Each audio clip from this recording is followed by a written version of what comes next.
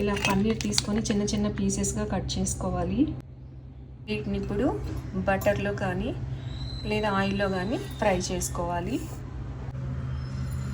Oil వేడెక్కగానే oil కానీ నెయ్యి కానీ బటర్ కానీ చీజ్ కానీ వేసుకోవచ్చు, ఎవరిష్టం వారిది.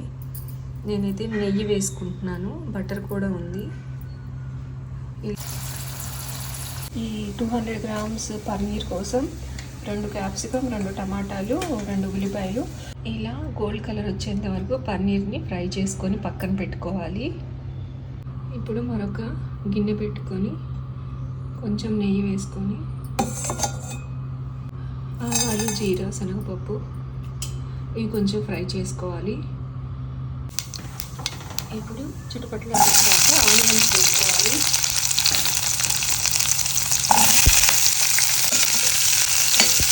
అల్లం వెల్లుల్లి పేస్ట్, పచ్చిమిర్చి, అలాగే క్యాప్సికమ్. నేను పచ్చిమిర్చి వేసుకోవడం లేదండి, ఎందుకంటే ఇలా రాగానే తింటాం కాబట్టి ఇది పులుసు కూర కాదు కదా, కాబట్టి నేను ఓన్లీ క్యాప్సికమ్ వాడుతున్నాను.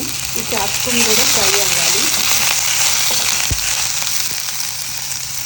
బట్టి కొంచెం పసుపు వేసి బాగా కొంచెం సేపు ఫ్రై అవ్వాలి. క్యాప్సికమ్ కట్ చేసుకున్నటువంటి టమాటా పీసెస్ ఇది కూడా కొంచెం సేపు ఫ్రై అవ్వాలి. కొంచెం వాటర్ యాడ్ చేసి మూత పెట్టేద్దాము.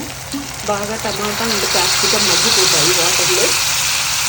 వాటర్ లేకుండా మనం ఫ్రై లాగా చేసుకోవాలి కాబట్టి వాటర్ ఇంకెంత వరకు ఉడికించుకోవాలి సిమ్లో పెట్టుకొని.